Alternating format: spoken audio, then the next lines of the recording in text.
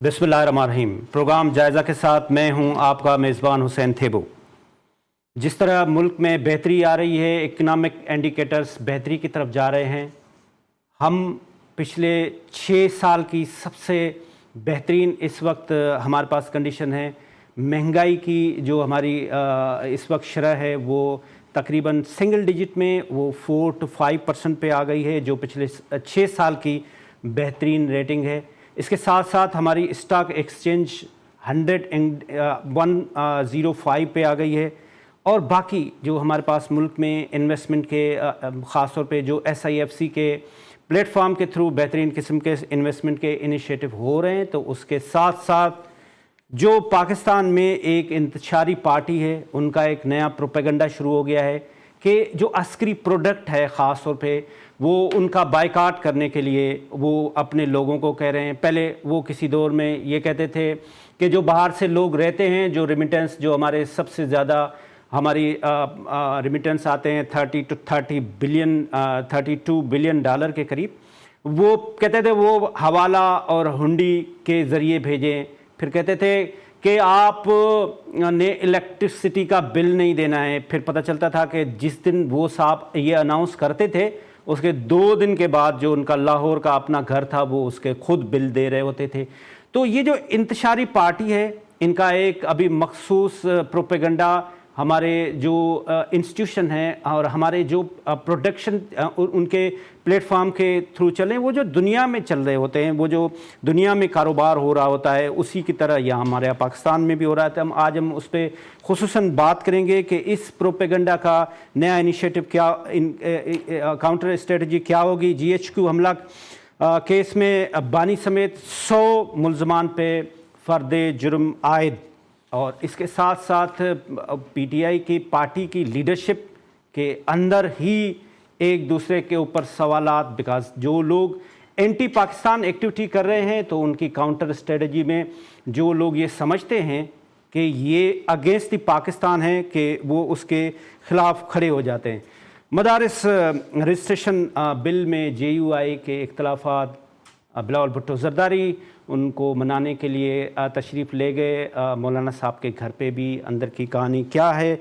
इसके साथ साथ हम बात करेंगे कि हमारे पास जो इकनॉमिक इंडिकेटर की बेहतरी हुई है इसको मज़ीद कैसे बेहतर बनाएं। हमारे साथ स्टूडियो में मौजूद हैं अमीर खुदाबख्श मरी साहब जो फार्मर सूबाई वज़ीर सिंध हैं। सर आपका बहुत बहुत शुक्रिया, आपने हमें टाइम दिया। जनरल अब्दुल करीम साहब पाकिस्तान मुस्लिम लीग नून के सीनियर रहनुमा हैं। सर आपका बहुत बहुत शुक्रिया जनरल साहब, आपने हमें टाइम दिया। इसके साथ साथ major general retired Zahid Mahmood साहब जो स्ट्रेटेजिक अफेयर्स एनालिस्ट हैं वो भी हमारे साथ हैं। सर आपका शुक्रिया जाहिद महमूद साहब, आपने हमें टाइम दिया। इसके साथ साथ हमें ज्वाइन करेंगे इफ्तिखार अहमद सीनियर जर्नलिस्ट, के साथ साथ जुल्फ़कार अली बदर जो एडिशनल सेक्रेटरी जनरल हैं पाकिस्तान पीपल्स पार्टी। शुरू बात करेंगे जाहिद महमूद साहब आपसे कि आप ये बताएं, ये जो अभी एक नया propaganda against the institution, against Pakistan economy, कभी वो पार्टी का ये मौक़िफ़ होता है कि वो IMF को ख़त लिख रहे होते हैं कि पाकिस्तान को लोन ग्रांट नहीं करना है। अभी ये जो नया ट्रेंडिंग हुई है कि जी जो अस्करी इदारों के अम्ब्रेला के नीचे जो डिपार्टमेंट्स चल रहे हैं उसकी प्रोडक्ट ना लें, इसको आप कैसे ले रहे हैं? जी बिस्मिल्लाहिर्रहमानिर्रहीम। पहले तो देव साहब thank you very much for the invite and my regards and सलाम टू ऑल द पैनलिस्ट। देखिए मैं इसको ऐसे देखता हूं कि let me make a fundamental statement right at the beginning कि ये जिसने भी ये कार्रवाई की है मैं उसको ये समझता हूं कि ये कोई पाकिस्तानी मुहब्बे वतन पाकिस्तानी इस तरह के प्रोपेगेंडे का और इस तरह की स्कीम का या इस तरह की मनूवर का एक मुहब्बे वतन पाकिस्तानी सोच भी नहीं सकता। मैं किसी को मोरद इल्जाम नहीं लगाता। देखिए इस वक्त पाकिस्तान जो है वो हाइब्रिड वॉर और स्टेट स्पॉन्सर्ड टेररिज्म जो इंडिया की तरफ से थ्रू अफगानिस्तान पाकिस्तान के ऊपर एम्प्लॉय हो चुका है, हमारे ऊपर उसकी इम्प्लीमेंटेशन हो रही है, उसके बीच में ये डिसइंफॉर्मेशन और पाकिस्तान की अवाम को टारगेट किया जा रहा है ताकि पाकिस्तान की अवाम और अफवाज के बीच में गैप आए, अफवाम और अफवाज के बीच में جو اعتماد کا رشتہ ہے وہ ختم ہو جائے، اور جو آپریشنز ہو رہے ہیں، جو خوارج کے خلاف ہو رہے ہیں، جو ہمارے خیبر پختونخوا میں آپریشنز ہو رہے ہیں، جو ہمارے بلوچستان میں آپریشنز ہو رہے ہیں، جو بھارت کی سرحدوں پر ہمارے واقعات ہوتے ہیں، اور جو باقی بیرونی تھریٹ جتنی بھی ہے، ان کے خلاف جو نبرد آزما ہماری افواج ہے، ان کے اوپر عوام کا اعتماد ختم ہو جائے اور آپریشنز کو کمزور کیا جائے۔ اب آپ اس سے اندازہ لگا لیں کہ جب ہم آپریشنز کو کمزور کریں گے، ہم اپنی فوج کو ناکامی کی طرف لے جانا چاہیں گے، تو یہ پاکستان کا ایجنڈا کیسے ہو سکتا ہے؟ It can never be Pakistan agenda. اور اگر یہ اس کو کلیم کرتے ہیں، آفیشیلی کلیم کرتے ہیں، تو پھر میں کہوں گا کہ ہماری بدقسمتی ہے کہ ہمارے اندر بھی ایسے ایلیمنٹس موجود ہیں جو ہمارے دشمن کے ایجنڈے کو فردر کریں گے۔ دیکھیں، ناراضگی ہو سکتی ہے، ہمارے اندرونی حالات خراب ہو سکتے ہیں، ہماری چیزیں ٹھیک بھی ہو جائیں گی، ہمارے اپنے اندرونی معاملات ہیں، سیاست بھی چلتی رہے گی، لیکن سیاست سے پہلے ریاست ضروری ہے۔ ریاست ہوگی تو ہم سیاست کر سکیں گے، ریاست نہیں ہوگی تو ہم سیاست نہیں کر سکیں گے۔ لیکن پھر میں ایک دفعہ کہوں گا کہ یہ پروپیگنڈا کہاں سے ہو رہا ہے، کون کر رہا ہے، اس کا ڈھونڈنا اور اس چیز کو سامنے لانا بہت ضروری ہے۔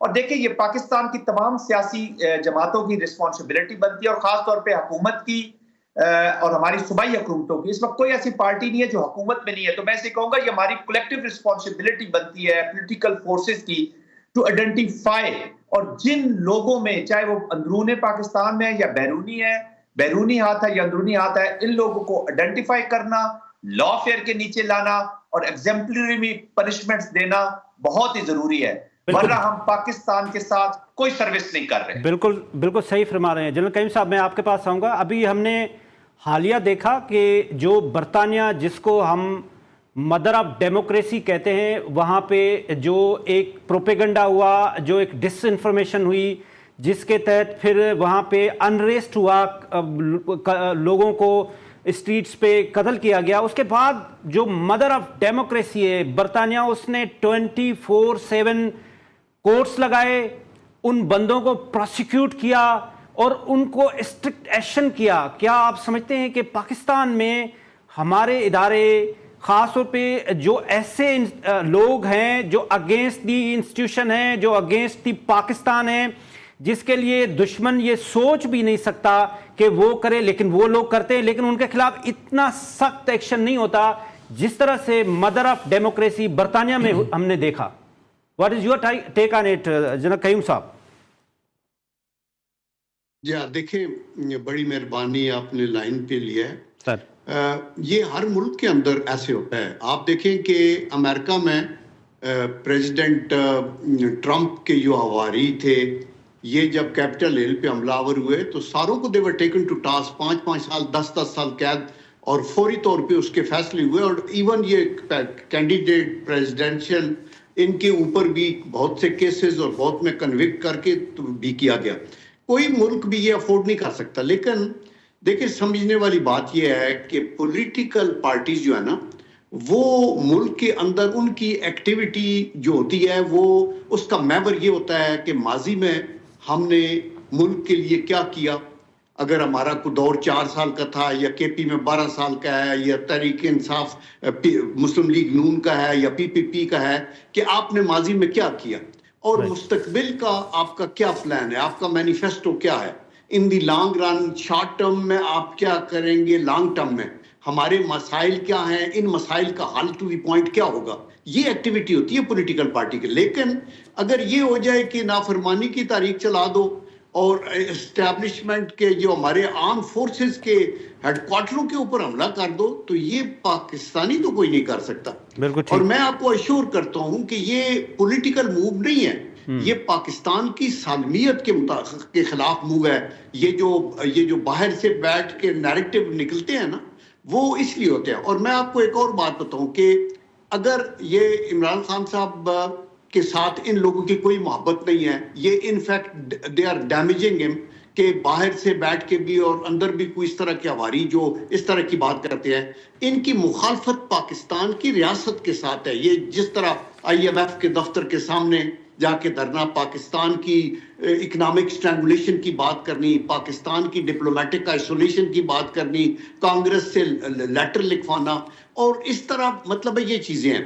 اگر ٹمارو मैं ये कहता हूँ तहरीक इंसाफ के लीडर को कोई अक्ल समझ आ जाए या कुछ समझाने वाला हो और वो कहे कि ठीक है हम अपने पॉलिटिकल मसाइल पॉलिटिकल लोगों से पार्लियामेंट के अंदर तय करेंगे, हम अपने असूलों पे एग्रीड हैं, हम कहीं कंप्रोमाइज नहीं करेंगे, लेकिन हम बैठ के एग्री टू डिसएग्री करते हैं और हम अपने अदारों का एहतराम करते हैं, क्योंकि आज भी हमारे लोगों की शहादतें हुई हैं, 5-6 की कल हुई हैं, कोई डे खाली नहीं हो रहा। इतनी हमारी जंगों में देखिए आज तक पाकिस्तान जब से बना है तो तकरीबन को 25,000 हमारे सिपाही ऑफिसर्स और ऑल रैंक शहीद हुए हैं, इनमें 10 या 12,000 जंगों में हुए हैं और बाकी 13 से 15,000 जो हैं वो टेररिज्म की वजह से हुए हैं। तो मैं ये कहता हूं कि आज अगर इमरान खान साहब ये भी कह देना तो मैं आपको शर्तियन ये कहता हूं कि यही लोग जो आज रियासत के खिलाफ बोल रहे हैं वो इमरान खान के खिलाफ बोलना शुरू कर देंगे,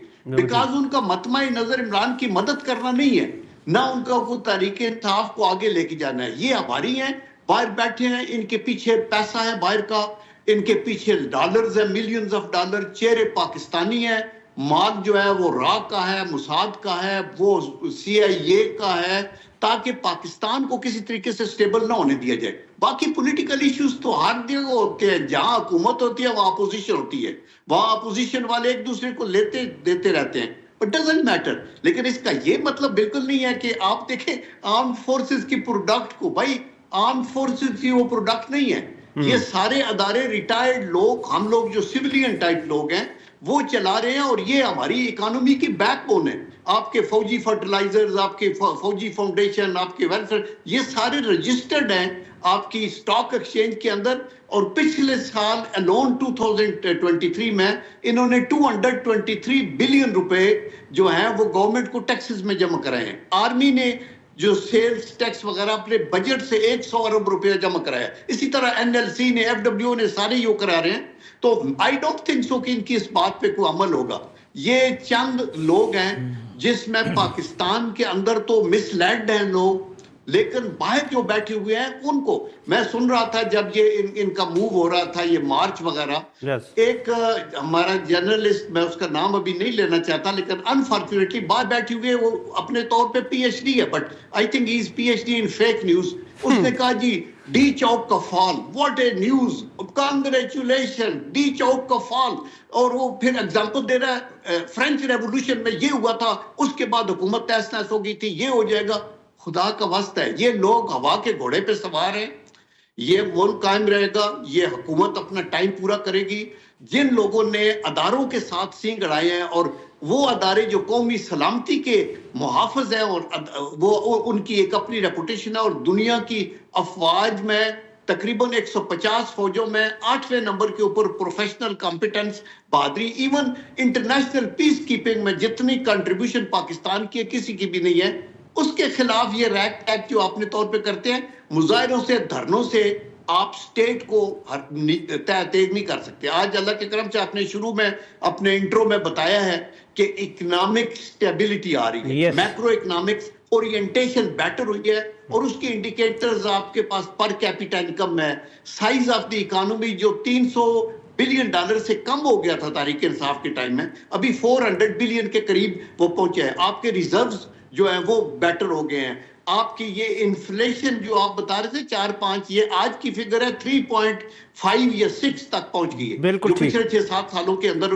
वो कम है। बाकी जो है आपका, आप डिप्लोमेसी में देखिए, खुदा के करम से अभी प्राइम मिनिस्टर दौड़ भाग रहे हैं, इजिप्ट जा रहे हैं, अभी इससे पहले वो उधर गए हैं, SCO की मीटिंग हुई है, फ्रांस के सदर से मिले हैं। ये सारे लोग पागल तो नहीं है जो पाकिस्तान के साथ अपने रवाबत रखना चाहते हैं। इसी तरह CPEC को आगे लेके जाने की बात है, जो इनके टाइम में स्लो पैडल किया गया था, बट रेस्ट एश्योर अल्लाह के करम से ये अपने आप को नंगा करने वाली बात है। इनका इसका कोई असर पाकिस्तानी अवाम के ऊपर नहीं होगा। बिल्कुल सही फरमा रहे हैं आपने। जो एक डिसिप्लिन बताया जनरल साहब, और आपने बताया कि हमारी जो अफवाज पाकिस्तान की रैंकिंग वो 8वें नंबर पे, प्रोफेशनल, हाईली प्रोफेशनल लोग हैं, वो भी एक प्रोपेगेंडा है। वो भी हम पूछेंगे जनरल जाहिद महमूद साहब से कि जो रिटायर लोगों की एम्प्लॉयमेंट पे भी बड़ा क्वेश्चन आ रहा है। लेकिन मीर साहब, मैं आपके पास आ रहा हूँ, आप मिनिस्टर भी रहे और आपने बड़ा पोटेंशियल भी एक्सप्लोर करने की कोशिश की पाकिस्तान की, ख़ास तौर पे जो मादनियात में हुआ, आपने बड़ा ज़बरदस्त काम किया।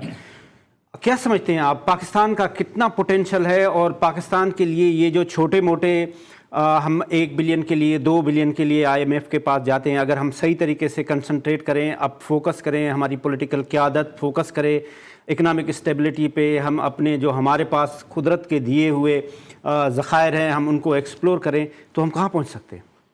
शुक्रिया। मैं ज़खायर की बात करूँ तो ज़खायर की बात मैं बहुत बार पहले भी कर चुका हूँ, लेकिन मैं वो एंड में ज़िक्र करूँगा। थोड़ा मैं इस सिनेरियो पे बात करना चाहूँगा जो बाकी गेस्ट ने की। देखें, अगर आप बाइकाट करते हैं ना, मैं एक छोटे से 2-4 लफ्ज़ बोलूँगा जी। केपी के अंदर, बलूचिस्तान के अंदर सबसे ज़्यादा अगर दहशतगर्दी हुई है, लोग मारे गए, तो वो अफगानिस्तान से मारे गए। बिल्कुल ठीक। अफगानिस्तान से आने वाले प्रोडक्ट का कभी PTI ने बाइकाट किया?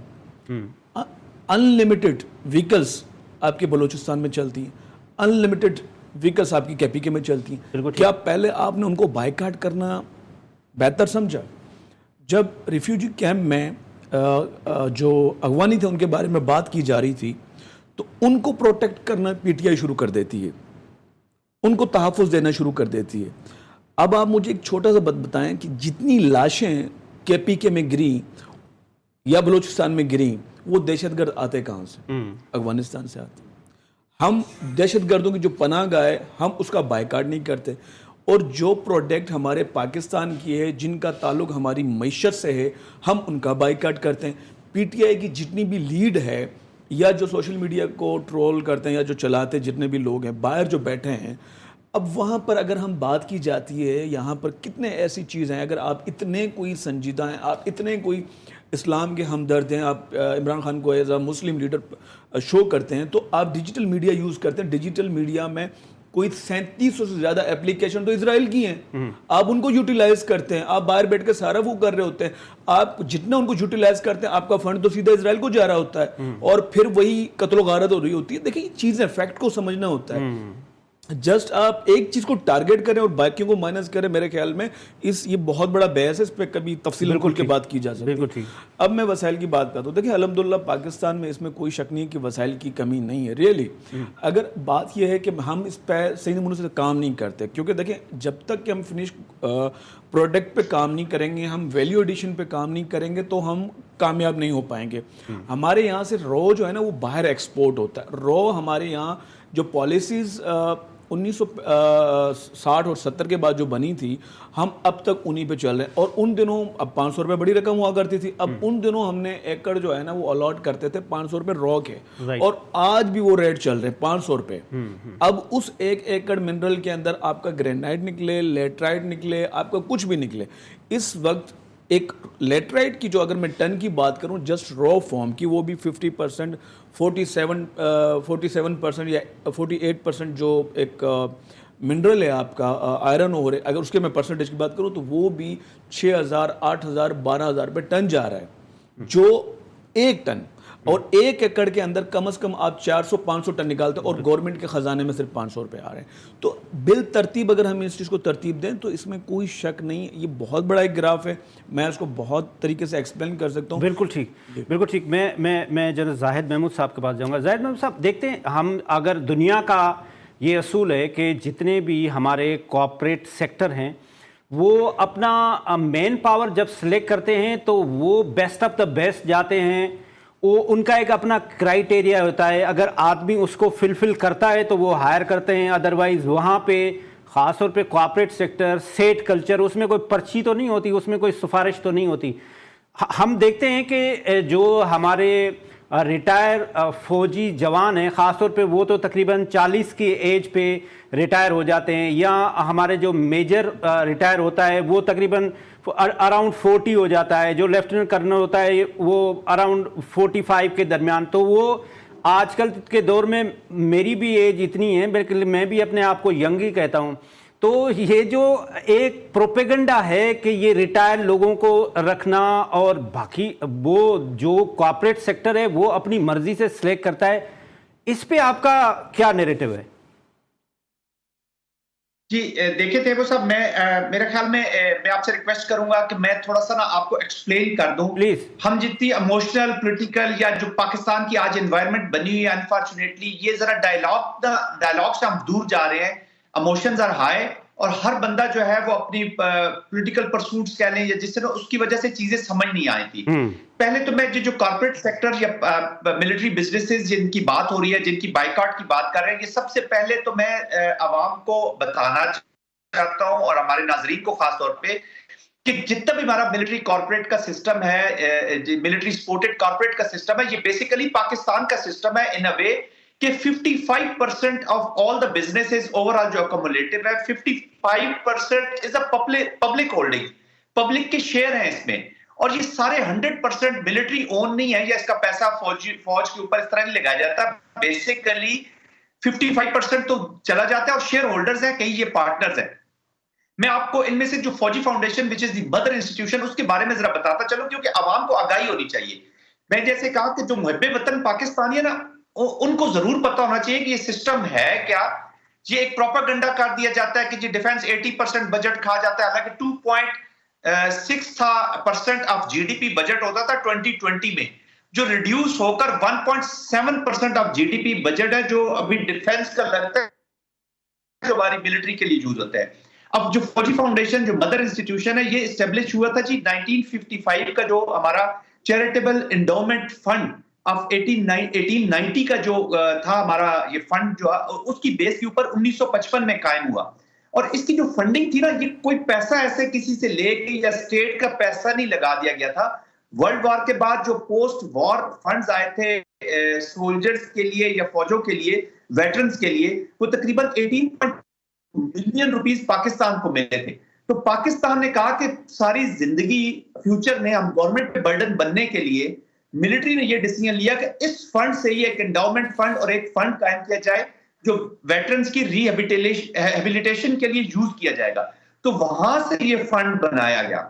اور سب سے پہلے جو ہمارا یہ جو ایسٹریج کا ہمارا ہاسپٹل ہے اس کو قائم کیا گیا. 50 بیڈ کا یہ ہاسپٹل تھا, اور اس کے بعد ہاسپٹلز, ہیلتھ, ایجوکیشن اور ویلفیئر آف ویٹرنز اور شہداء کی فیملیز, ہمارے جو زخمی ہیں ان کی فیملیز اور ان کی ویلفیئر کے لیے 100% یہ فنڈ وہاں پہ لگا دیا جاتا ہے.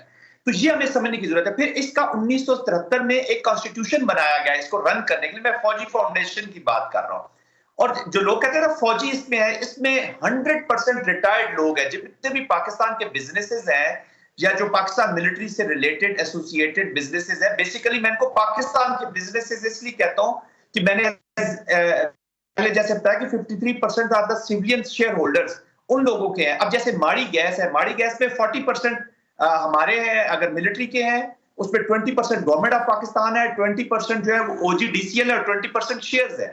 تو دے آل آر پارٹنرز. پھر جو پاکستان ادھر ورک فورس کام کرتی ہے, لائک ان فوجی فاؤنڈیشن 27,000 کے قریب ہمارے لوگ کام کرتے ہیں, جن میں سے 24,500 کے قریب سیولینز ہیں, which is around 83%. تو آپ کہہ رہے ہیں کہ بائیکاٹ کریں ان سیولینز کا, بائیکاٹ کریں 5% پاکستانیوں کا. تو یہ بائیکاٹ فوج کے اداروں کا نہیں ہے, یہ بائیکاٹ پاکستان کا ہے. تو یہ ہمیں سمجھنے کی ضرورت ہے. پھر ابھی ہیلتھ میں دیکھ لیں جو سوشل ویلفیئر کر رہی ہے یہ ویٹرنز کی, اور پوری دنیا میں یہ رواج ہے. اب یونائٹڈ اسٹیٹس کا جو ویٹرنز کا ویٹرن افیئرز ہے, انہوں نے آپ کو پتا ہے اس سال $369 بلین مانگے ہیں گورنمنٹ سے for the veterans welfare. Pakistan کی آرمی, پاکستان کی افواج یہ گورنمنٹ سے $1 نہیں لیتی, خود ان کے ویلفیئر کا لک آفٹر کرتی ہے. جیسے جنرل صاحب نے ابھی بتایا, جنرل قیوم صاحب نے, میں اس فگر کو تھوڑا سا کریکٹ بھی کر دوں, دس ایئر فوجی فاؤنڈیشن نے 272 بلین روپیز ٹیکس میں جمع کرائے. رائٹ, آپ بالکل زاہد صاحب آپ بالکل صحیح فرما رہے ہیں. ہم ایک چھوٹا سا کمرشل بریک کا ٹائم ہو رہا ہے, ایک چھوٹا سا کمرشل بریک لے کے آتے ہیں اسی ٹاپک پہ. ایک چھوٹا سا کمرشل بریک.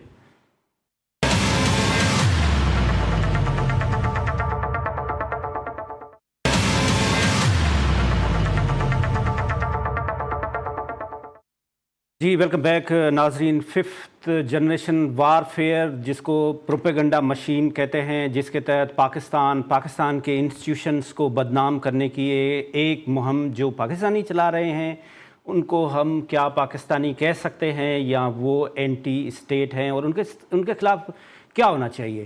دوسری بات یہ ہے کہ یہ جو بار بار بات ہوتی ہے کہ پاکستان میں جو لمیٹڈ ایکسیس دیا جا رہا ہے، کیا دنیا کے جو مہذب ملک ہیں، ڈیولپنگ کنٹریز ہیں، وہاں پہ رولس اینڈ ریگولیشن نہیں ہیں، وہاں پہ کوئی پیرامیٹرس نہیں ہیں کہ ان کو کنٹرول کیا جائے؟ جنرل کریم صاحب، میں آپ کے پاس آؤں گا کہ یہ جو ایک پرسپشن کریٹ کیا گیا ہے، ابھی بھی میں حالیہ ایک نام نہاد یہ جو لیڈر بنے ہوئے ہیں پی ٹی آئی کے، وہ کہہ رہے تھے جی ڈونلڈ ٹرمپ آئیں گے تو بس یوں فون اٹھائیں گے اور وہ کہیں گے جی انہوں چھڈو۔ آپ کے پاس واسٹ ایکسپیرینس ہے، آپ بے نظیر صاحبہ کے ساتھ بھی رہے، اور جب آپ پرائم منسٹر کے ساتھ رہتے ہیں تو آپ کے پاس بہت نو ہاؤ آ رہی ہوتی ہے فارن افیئرس کی بھی۔ What is your take on it سر؟ دیکھیں، یہ وشفل تھنکنگ ہے کہ ایک ملک جو سپر پاور ہے اس کا صدر آئے گا تو وہ اپنے مفادات کو نہیں دیکھے گا، وہ دیکھے گا فلان لیڈر فلان جگہ پہ آئے تو وہ ریسکیو پہ آ جائے گا۔ ان کنٹریز کے اپنے انٹرسٹ ہیں، اپنی اپنی پرائرٹیز ہوتی ہیں، اور اس وقت انہوں نے ہمارے لیڈرز کی کئی دفعہ وہ پرواہ کرتے رہے ہیں، کئی دفعہ نہیں کرتے رہے۔ مثلا یہ کہ جب یہ نیوکلیئر کا ایکسپلوژن ہونا تھا تو بل کلنٹن نے پورا زور لگایا، پریشرائز کیا، اور اس وقت نواز شریف صاحب کی حکومت تھی، لیکن پاکستان نے بحیثیت قوم اس کو نگیٹ کیا اور وہ اس کے مطابق چلے۔ اس کے بعد آپ یہ دیکھیں کہ باقی اوباما وغیرہ آتے رہے، انڈیا میں آتے رہے، یہاں نہیں آئے۔ یہ جو ٹرمپ ہے، اس نے ان کی پذیرائی کی۔ جب عمران خان ادھر گئے، اس کی وجہ ایک بڑی یہ تھی کہ وہ پھنسے ہوئے تھے افغانستان میں اور پاکستان کی ضرورت تھی، اور عمران خان کو ایسے ایز اے ہیرو کو وہ نہیں مان رہے تھے۔ وہ as a president, prime minister and chief executive of Pakistan, they wanted کہ ہم ان سے کوآپریٹ کریں، اور ہم جینوئنلی تھے کہ یہ امریکن یہاں سے نکل جائیں اور افغان ہمارے بھائی ہیں، نیبر ہیں، وہ اپنے مسائل کو خود حل کریں اور وہ آگے چلے۔ تو اس لیے ابھی جب ٹرمپ آئے گا تو وہ اپنے مفادات دیکھے گا۔ اس کا ایک مفاد یہ ہے کہ پاکستان پہ پریشر ڈالا جائے اور یہ سی پیک سے پیچھے ہٹے، یہ اپنا نیوکلیئر کو رول بیک کرے، چونکہ اسرائیل ان کی ایک اپنی ایکسٹینشن ہے امریکہ کی، وہ ایک لانچنگ پیڈ ہے مڈل ایسٹ کے لیے۔ اس وقت امریکہ کی دنیا میں 800 ملٹری بیسز ہیں، اور اس کے اندر جو سٹرانگ فٹ ہولڈ انہوں نے یہ جیوز کا رکھا ہوا ہے اسرائیل کا، وہ آگے سے آگے آپ نے دیکھا لیبنان، اس نے دیکھا پیلسٹائن، ابھی سیریا کے اندر وہ کرانے کا، تو ان کے لمبے خواب ہیں۔ تو اس لیے یہ بھی وشفل تھنکنگ ہے، ہمیں اپنے معاملات پہ دھیان دینا ہوگا، اور میرے خیال میں تحریک انصاف کی قیادت نے کئی دفعہ اس کو نگیٹ بھی کیا، اس پرسپشن کو۔ یہ جو لوگ باہر بھی بیٹھے ہیں نا، میں نے جیسے بتایا ہے، وہ کسی ایک لیڈر کے ہمدرد نہیں ہیں، وہ صرف پاکستان کی دشمنی کے اندر وہ فالٹ لائنز جو دیکھتے ہیں نا، مثلا پولیٹیکل پولرائزیشن، اس کو ہوا دینے کا اور کیا طریقہ ہے کہ نئے سے نئے نیریٹو نکالو۔ مثلا آرمڈ فورسز کے اندر ہمارا پاکستان کا سینٹر آف گریوٹی ہے، کیونکہ ایک ایسا ادارہ ہے جس نے ہمیں جوڑ کے رکھا ہوا ہے خون دینے کے بعد۔ یہ اپنا خون کی قربانیاں جان نثار کر کے بھی تو یہ پاکستان کے بچوں کی یتیم ہونے سے بچاتے ہیں، ہماری بہنوں کو بیوہ ہونے سے بچاتے ہیں، اور لیکن اپنی جان ساری قربان کر دیتے ہیں۔ ینگ آپ دیکھیں، ان کے فوٹو دیکھ کے ان کی ساری زندگی آگے پڑی ہوئی ہے۔ تو یہ وہ چاہتے ہیں کہ اس ادارے کو قوم کی نظروں میں گرایا جائے، اور اس میں یہ ہمارے بے روی کے شکار کچھ اندر لوگ اس طرح آگے آ جاتے ہیں، اور کچھ جو باہر سے ہیں وہ تو کونا مشق ہیں، ان کو تو بالکل کلیئرٹی ہے کہ پاکستان کے اوپر اٹیک کرنا ہے، اور وہ ان کے منہ میں جو ڈالتے ہیں یہ آگے سے بول دیتے ہیں۔ میرے خیال ہے بیسٹ حل یہی ہے کہ آپس میں پولیٹیکل انگیجمنٹ ہو، اور یہ ان ماضی کی غلطان سے یہ سیکھیں۔ حکومتیں آتی جاتی رہتی ہیں، ہمیں پاکستان عزیز ہے جس کو آگے لے کے چلنا ہے، اور پھر یہ جو پروپیگنڈا اور یہ نیریٹو زہریلا قسم کا افواج پاکستان اس کی قیادت کے خلاف ہے، یہ کبھی بھی آپ کو پے نہیں کرے گا۔ ملک کو نقصان دے سکتا ہے لیکن آپ کو کبھی فائدہ نہیں ہوگا۔ Very right. اس وقت ہمیں جوائن کیا ہے Zulfiqar Ali Badal, additional secretary general Pakistan Peoples party. Sir, programme میں آپ کو ویلکم کرتے ہیں ذوالفقار صاحب۔ بہت شکریہ تھیپو صاحب، آپ نے اپنے پروگرام میں انوائٹ کیا۔ شکریہ۔ میں آپ کے پاس آتا ہوں، پہلے میر صاحب آپ کے پاس آتا ہوں۔ یہ بتائیں، آپ جو ڈائنامکس ہیں بلوچستان کی ان سے بھی واقف ہیں۔ اس وقت جو ہماری افواج پاکستان ہیں وہ ہر بارڈر پہ پروٹیکٹ کر رہی ہے، اور اس کے خلاف اس طرح سے پروپیگنڈا کرنا اور اس طرح سے ایک نیریٹو بلڈ کرنا، یہ کس طرح کے پاکستانی ہیں؟ دیکھیں، ایک بات تو میں آپ کو کلیئر کروں کہ آپ بھی جانتے ہیں، میں بھی جانتا ہوں کہ جتنی بھی ٹیررسٹ ایکٹیویٹیز ہوتی ہے تو ظاہر سی بات ہے بلوچستان میں آج سے تو نہیں ہے نا، اور اس کے پیچھے اگر آپ ہسٹری پہ جائیں گے تو خانہ فقلات کے بعد 60 اور 62 کی دہائی کے اندر جب بلوچ ٹرائب افغانستان چلا گیا تھا تو اس وقت سب سے پہلے ایک تنظیم کی بنیاد رکھی گئی تھی، وہ تھی BLF اور BLA مجید بریگیڈ. یہ تو بہت بات کی بات ہے. تو جب وہاں پر رکھا گیا تھا تو وہاں پر بھی ایک گٹھ جوڑ تھا، کھاد KGP وغیرہ، اور اس کے بعد یہ رو کا انوالو ہونا اور ساری چیزیں، ایک مکمل ایک جنگ جستجو چلتی رہی.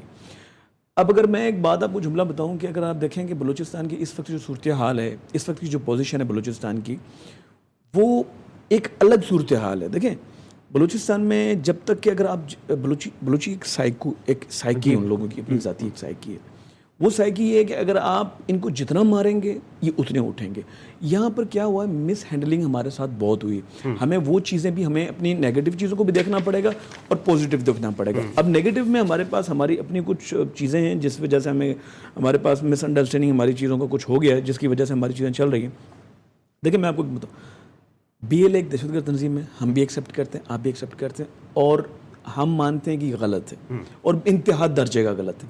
میں کیونکہ یہ آپ کے پاس بھی مختصر ٹائم ان پروگرام ہوتے ہیں مختصر ٹائم کے، تو اس میں کوشش کر رہا ہوں کہ 2 الفاظوں میں سمجھانے کی کوشش کروں. اسلم اچھو جب کمانڈر تھا نا تو اس نے اپنے بیٹے کو تیار کیا، جوان بیٹا تھا، ینگ تھا، ماں بھی ساتھ تھی، تو انہوں نے ماں اور باپ نے مل کے اسے تیار کیا کہ بیٹا تو نے جا کے پھٹنا ہے. BLA ایک دہشت گرد جماعت، انہوں نے غلط کیا پٹا. لیکن آپ اس جذبے کو دیکھیں کہ جو نہ موت سے ڈر رہے ہیں نہ پیسے سے بک رہے ہیں، آپ ان کو مات کیسے دیں گے؟ وہ وجہ یہ ہے کہ آپ جب تک کہ ان کو ہاتھوں میں نہیں لیں گے، آپ کو چاہیے کم از کم سیز فائر کی طرف آئیں، حالات کو بہتری کی طرف آئیں. بلوچ بھی پاکستانی ہیں، ہاں ان میں سے چند لوگ ایسے ہیں جو بلوچستان کے اندر امن نہیں چاہتے. اس کی وجہ کیا ہے؟ اس کی وجہ کیا؟ پولیٹیکل لوگوں کے جن پارٹیز ہیں ان کے اپنے انٹرسٹ ہیں، ان کے لارجر انٹرسٹ ہیں، جس کی وجہ سے یہ سارا کچھ ہو رہا ہے. وہ چاہتے ہیں صاحب آپ کے پاس میں آؤں گا. ابھی حالیہ جو یہ مدارس بل پہ صدر صاحب نے واپس بھیجا ہے اعتراض لگا کے، پھر بلاول بھٹو زرداری صاحب کی ملاقات بھی ہوئی مولانا صاحب سے، تو پوائنٹ آف ویو ان کا کیا ہے اور پاکستان پیپلز پارٹی ان کو کیا کنونس کرنے جا رہی ہے؟ بسم اللہ الرحمن الرحیم. بہت شکریہ تیمور صاحب، آپ نے اپنے پروگرام میں انوائٹ کیا. شکریہ سر. دیکھیں بلاول بھٹو زرداری صاحب کا بہت اچھا ایک کوارڈینیشن بنا ہے 26ویں یعنی ترمیم کروانے کے دوران مولانا فضل الرحمان صاحب سے اور آصف علی زرداری صاحب سے. مولانا صاحب کا پہلے ہی بڑا ایک عزت احترام کا رشتہ، اور یہ پولیٹیکل پارٹیز کے بیچ میں تمام لیڈر کے آپس میں یہ تعلقات ہوتے ہیں ملنے ملانے کے. اور یہ جو بات آ گئی مدرسہ بل کی، اس کے اندر جو چیز نظر آ رہی ہے، جو پرائما فیشائی جو ایشو آ رہا ہے، ایک تو یہ کہ 18ویں ترمیم کے بعد یہ صوبائی سبجیکٹ بن چکا ہے، اور دوسرا آلریڈی ایک مدرسہ کے حوالے سے بل پہلے ہی موجود ہے، اور جو لیگل ٹیم ہے پریزیڈنٹ کی وہ یہ تاثر رکھتی ہے کہ ایک بل کے ہوتے ہوئے اس کے اوپر ایک نیا بل آنا مشکل ہے. اس کے اوپر یہی اعتراض لگا کے انہوں نے اس کو ڈیفرڈ کیا ہے، اور اس کے اوپر بات چیت جاری ہے ابھی. اور پرائم منسٹر نے بھی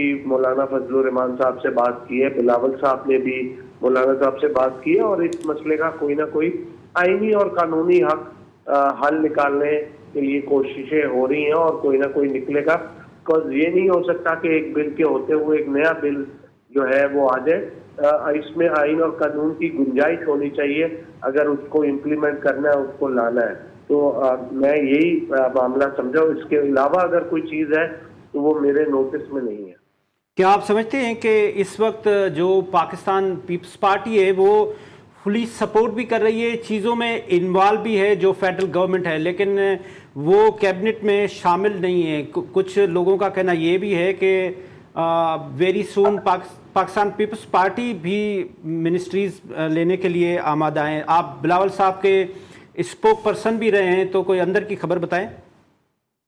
دیکھیں میں آپ کو ایک چیز بتا دوں کہ اس پہ پاکستان پیپلز پارٹی کی لیڈرشپ خاص طور پہ بلاول بھٹو زرداری صاحب کا بڑا کلیئر سٹانس ہے.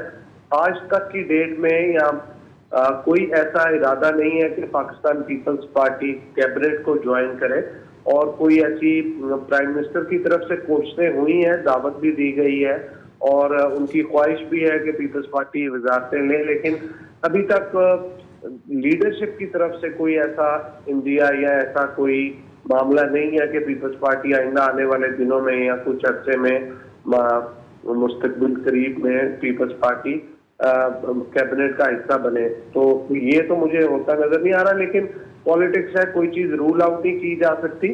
اگر اس پہ بلاول صاحب کو حکومت کنونس کر لیتی ہے یا کوئی ایسا معاملہ ہوتا ہے جس پہ وہ سمجھتے ہیں کہ اب حکومت کا حصہ بننا چاہیے، تو اس پہ بلاول بھٹو زرداری صاحب اس کے بعد سی کا اجلاس بلائیں گے، پارٹی کا ان پٹ لیں گے، سینئر قیادت سے مشورہ کریں گے. اگر ان کو لگے گا کہ پارٹی اس پہ اتفاق رائے رکھتی ہے، ایسا لائے عمل اور حکمت عملی بننی چاہیے کہ پیپلز پارٹی کیبنٹ کا حصہ بنے، تو اس پہ پھر بلاول صاحب اپنا دیں گے.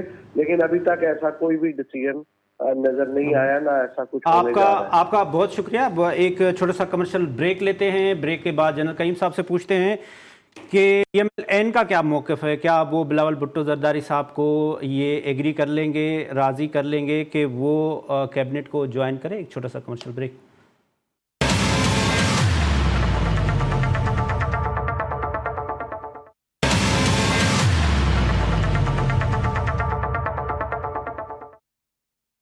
جی ویلکم بیک ناظرین. ذوالفقار علی بدر صاحب نے جو ایڈیشنل سیکرٹری جنرل ہیں پاکستان پیپلز پارٹی کے، بلاول بھٹو زرداری صاحب کے اسپوک پرسن بھی رہے، انہوں نے کہا کہ اگر PMLN یہ ایفرٹس کرے گی تو ہم سوچیں گے اور CEC میں لے جائیں گے کہ کیبنٹ کو جوائن کرنا ہے یا نہیں.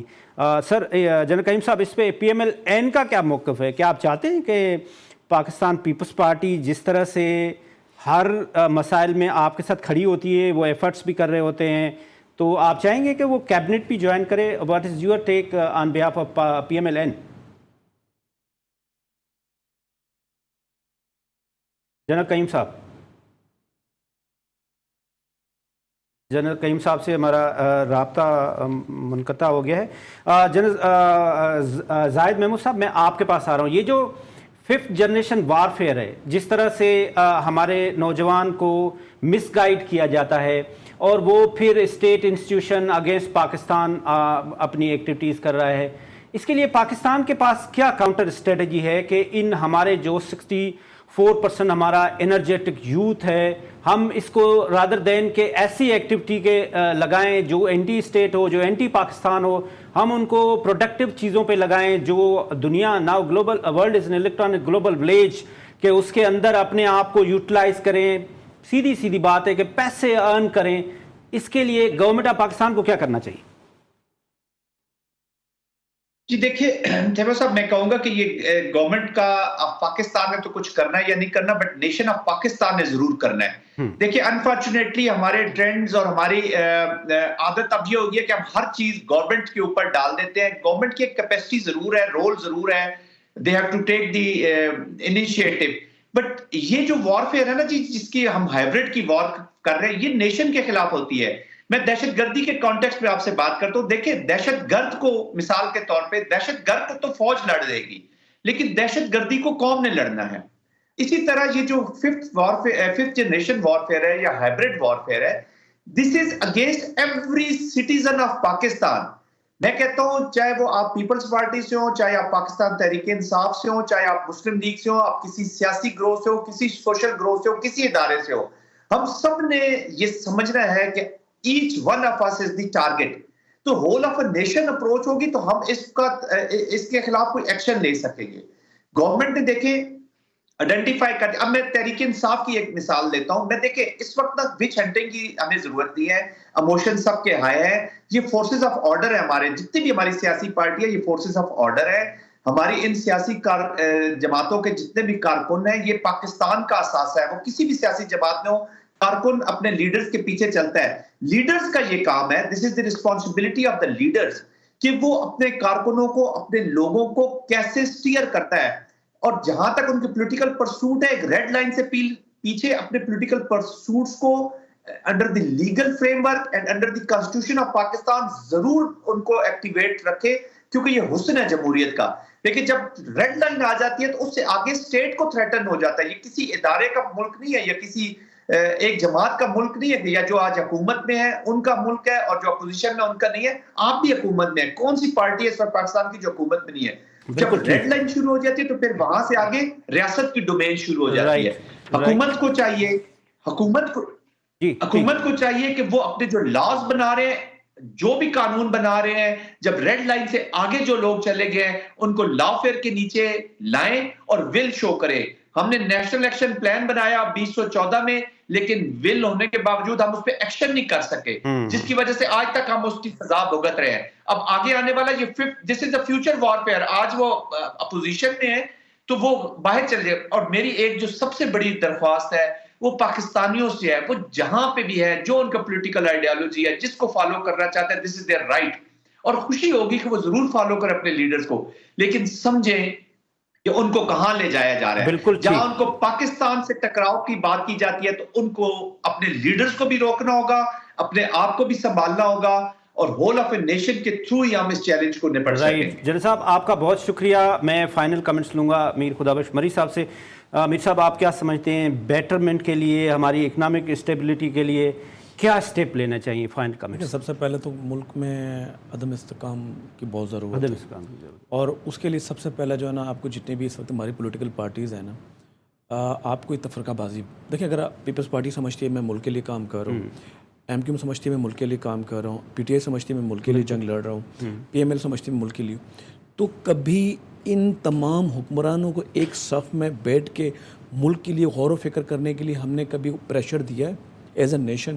کبھی ہم نے اس پہ بٹھایا ہے کہ آپ بیٹھیں اور ملک کو دیکھیں؟ اگر اوپر سے نفرتیں ختم ہوگی، نیچے سے کارکن بھی نفرتیں ختم کریں گے، نہ کسی سے لڑیں گے، نہ قتل و غارت ہوگی، نہ ملک میں ہم اس پہ آپ سے ایک کمپلیٹ شو بھی کریں گے. لارجر انٹرسٹ ہمارا یہ ہونا چاہیے کہ ہم پاکستان کی لیے سوچیں. ہماری جو پولیٹیکل لیڈرشپ ہے، ہمارا جو عوام ہے، خاص طور پہ جو ہمارا نوجوان ہے، اس کو یہ سوچنا چاہیے کہ یہ پاکستان ہے تو ہم ہیں، پاکستان کے لیے ہی سب کچھ کرنا چاہیے، نہ کہ کسی ایسے لیڈر کے بہکاؤ میں آئے جو کہے کہ کبھی کہتا ہے کہ آپ حوالہ ہنڈی کی طرف پیسہ بھیجیں، کبھی آئی ایم ایف کو خط لکھتا ہے، کبھی وہ کہتا ہے کہ جو عسکری ادارے ہیں ان کی پروڈکٹ ٹھیک نہیں ہے. تو ایسے کبھی بھی انتشار کا حصہ نہ بنیں. خدا حافظ. پاکستان زندہ باد.